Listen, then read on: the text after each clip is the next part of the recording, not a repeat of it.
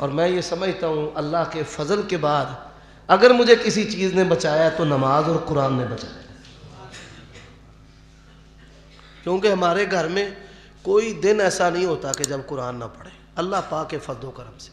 تو جدن نہ پڑھی ادن کوئی نہ کوئی نقصان بھی ہو جاتا ہے، کوئی بال جا پیندا یا ہمارے نقصان ہو جاتا ہے۔ رب بندہ ٹورے رکھو ایتھے ایتھے سیدھا سیدھا ٹورے آؤ۔ میرے بھائیوں دوستو، آخری بات، میں اکثر اہل حدیث دوستوں سے پوچھتا ہوں، اللہ کے نبی ایک وظیفہ پڑھتے تھے جو آپ نے کبھی نہیں چھوڑا۔ پہلی حدیث ہے صحیح بخاری کی، اما عائشہ فرماتی ہیں کہ میرا جب سے اللہ کے نبی سے نکاح ہوا سب سے زیادہ اللہ کے نبی نے وظیفہ پڑھا ہے۔ انس بن مالک کیا کہتے ہیں، میں نے 10 سال رسول اللہ کی خدمت کی ہے، سب سے زیادہ رسول اللہ نے وظیفہ پڑھا ہے۔ تیسری حدیث ابو داود کے اندر، اللہ کے نبی نے مسجد کے اندر ایک صحابی کو دیکھا، ابو امامہ الانصاری کو، کہا نمازوں کے علاوہ یہیں پڑا رہتا ہے؟ کہتے ہیں حموم غلبتنی ودیون، یا رسول اللہ قرضے چڑھ گئے ہیں، غموں نے گھیر لیا ہے، میں کدھر جاؤں؟ فرمایا میں تجھے ایک ایسا وظیفہ بتاتا ہوں، پڑھنا تیرا کام ہے، اللہ تیرے قرضے بھی لا دے گا، لوڑا بھی پوریاں کر دے گا، تے سارے غم بھی دور کر دے گا۔ اللہ کے لیے غور کریں، ایک وظیفہ ہے جو ہمارے نبی نے ساری زندگی چھوڑا نہیں تے اسا ساری زندگی کیتا ہی نہیں۔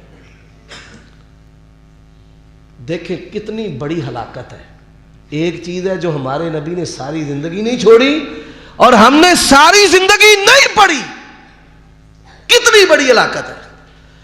صحابہ کی گواہیاں ہیں، سب سے زیادہ اللہ کے نبی کو ہم نے اگر کوئی وظیفہ پڑھتے دیکھا تو یہ پڑھتے دیکھا۔ آؤ کوئی بندہ میرے ہاتھ ہوتے آدھ معاہدہ کر لے، اتنے جامع کلمات ہیں، اللہ کی قسم ہے محدثین نے لکھا ہے جو بندہ پڑھتا ہے دنیا و آخرت کا کوئی شر ایسا نہیں کہ جس سے پناہ نہ مانگے، اور کوئی خیر ایسی نہیں ہے جو اس کے اندر نہ آ جائے۔ کون سا؟ سن لو، اللہم انی اعوذ بک من الہم والحزن، اولاد نہ ہونا، گھر دا مکان دا نہ ہونا، تیاں پتراں دے رشتے نہ ہونا، تیاں وال اولاد نہ ہونا، نہ وسنا، اے ہم و حزن ہے۔ میں نہیں آندا قرآن دے وچ بڑیاں ایتاں نے، انما اشکو بسی، آگے کی ہے لب دا کون نہیں سی؟ پتر نبی یعقوب علیہ السلام کیا کیا ہے، انما اشکو بسی و حزنی الاللہ، تو دعا کیے اللہم انی اعوذ بک من الہم والحزن وَأَعُوذُ بِكَ مِنَ الْعَجْزِ وَالْكَسْلِ۔ دلیدر دا ماریا 2 بجے دکان کھول دا ہے، رشتے دی 10 پائیے، آندا اچھا کل جاواں گا، کل جاندا آندا نے پا جی کل تے ہو گیا ہے، فلاں خیر ہے اچھا جاؤں گا، ٹگا سیل نہیں، سر کھرکن نو ویل نہیں۔ کیسے تاجر ہیں، کیسے رشتے کرنے والے ہیں؟ یہ وہ تباہی ہے، یہ جو سستی ہے اور بے بسی ہے، یہ انسان کو کسی چیز عمل جگہ کے لیے نہیں چھوڑتی۔ اللہم، اب ذرا میرے ساتھ پڑھو، اللہم انی اعوذ بک من الہم والحزن واعوذ بک من العجز والکسل واعوذ بک من البخل والجبن واعوذ بک من غلبۃ الدین وقہر الرجال۔ میرا معنی کیے دکان میں پائیے پروردگارہ، اے نواں بندہ آیا ہے، جمعہ 8 دن میرے کاروبار تے نہ چڑھ جائے، میریاں پارٹیاں نہ چھٹ جائیں، یہ قہر الرجال ہے۔ اللہ مردوں کا غلبہ ہو جائے۔ میں سفر اجمر تھا، ہم وہاں کے ایک بہت بڑے شیخ ہیں عبد المحسن العباد، یہ بات میں اب علماء کے لیے کرنے لگا ہوں۔ اللہ جانتا ہے عالم کی شان.